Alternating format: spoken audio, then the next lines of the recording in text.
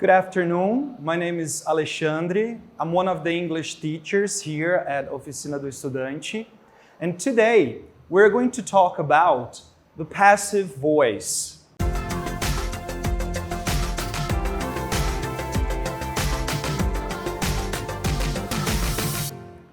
So guys, the first thing that we have to understand is the use of passive voice. We use it to talk about processes, actions, and events. Doesn't matter what verb tense we are talking about, we can use the passive voice in all of them. Well, the first thing that we have to think is that we are going to use the passive voice first when we don't know who's the agent, so we don't know who committed the action, or the agent is not important. So we want to focus on the thing that happened, the action or the process that happened, but who did it doesn't matter, or we don't know. It's not important. We've got here two examples. The coffee beans are dried in a large open room. So in this first sentence, we know that the coffee beans are dried in this large open room, but we actually don't know who dries the coffee beans. In this situation, it's not important, or we don't know. The second example I've got here is the story was sold to the newspaper. So we know that there is a story that was sold to the newspaper, but we actually don't know who sold that story, or in this situation, who sold was not important. So guys, if we want to add the agent in a passive voice, we can do that, but what we're going to do is to add the agent in the end of the sentence after the preposition by. So as you can see here, we have the song was written by Michael Jackson. So in this example, probably the main information is to talk about the song, but we wanted to say who wrote that song. That's why we put the agent in the end of the sentence after the preposition by, right? Well, another thing that we have to understand here is the form, so how to formulate a sentence in the passive voice. One thing that might sound confusing is that when we think about active voice, we have an agent having an action towards an object. In this situation, we have a verb, a main verb, which is going to tell us what is the tense we are talking about. Like, it can be the present, it can be the past, or future. So we are going to conjugate this main verb in order to show what is the verb tense we are talking about. In the passive voice, it happens differently. Here, the main idea is that we are going to conjugate the verb be plus the main verb, which is going to be the past participle. In all the verb tenses, we're going to have the past participle as the main verb. That's why the verb to be is the verb that's going to show what is the verb tense. Take a look at this.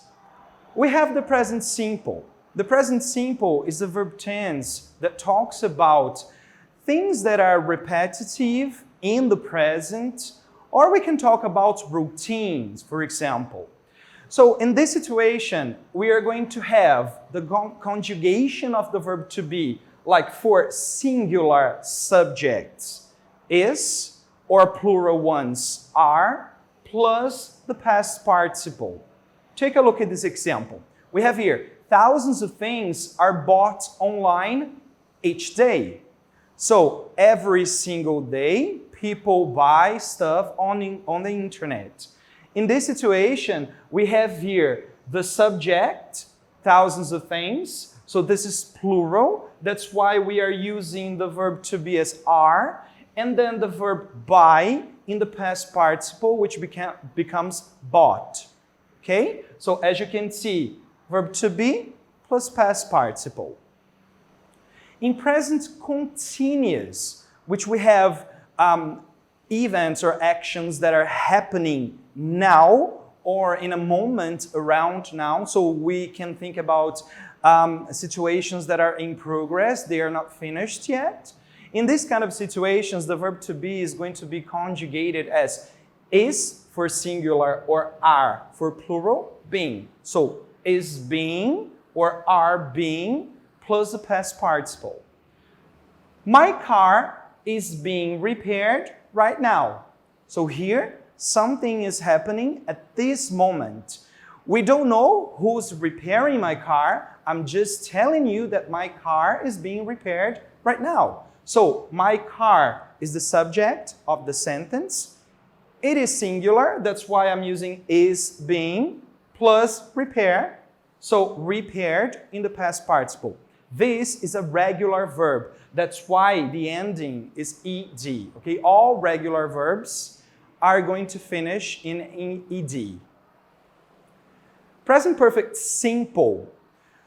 Usually we use the present perfect to talk about things that happened in the past, but they are not finished or they can be changed. So in the present, we can actually change that situation.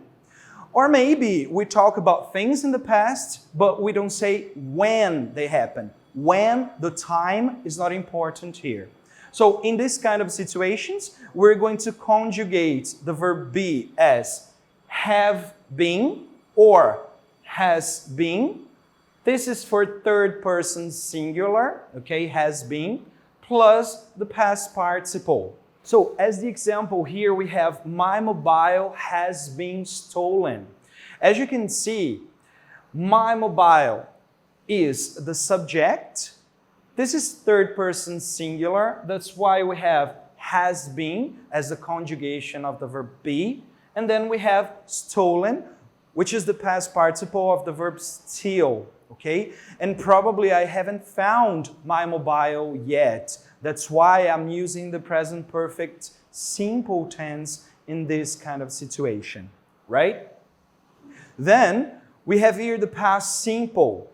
We use this verb tense to talk about things that happened in the past, but we actually know when they happened, so the time here is very important. And then these situations are finished. They've got no connections or consequences in the present. So in this kind of situations, we use the verb to be conjugated by was or were plus the past participle. So as you can see here, we have this website was designed by a teenager. So this website, third person singular as well. That's why we are using the conjugation of the verb be as was. And then designed, which is a regular verb, ending in ed. Okay? So, as you can see here, I put the agent. So, in this kind of situation, or probably in this example, who did the action is actually important. That's why I said by a teenager. Okay? Then we have the past perfect. Guys, the past perfect is a verb tense that is used to talk about a situation from the past, but it actually happened before a situation that was already in the past. Imagine that you have a situation in simple past, but before that situation, something else happened. That's why we use the past perfect. So, to conjugate the verb to be, we are going to have for every subject had been plus past participle as the main verb. Look at the example. The ring had been lost for years before they found it. So, as you can see, we have the ring. So this ring was lost in the past, but it also in the past, someone found the ring. So before someone finding the ring, it was lost. Got it? So the ring had been, which is the conjugation for the verb to be in past perfect, lost, which is the verb, the conjugation in the past participle for lose. Okay? And then we have the future simple. By the use of will, we're going to have here as the conjugation of be, will be plus the past participle. Take a look. The tickets will be given by the manager. So, the tickets, doesn't matter who's the subject or what is the subject. We have here will be for everything, and then we have the verb give, but in past participle, which is given, and then I put here, who did that? I put the agent. So, preposition by always, and then we have the manager, which is the person who will give the tickets. Right, guys?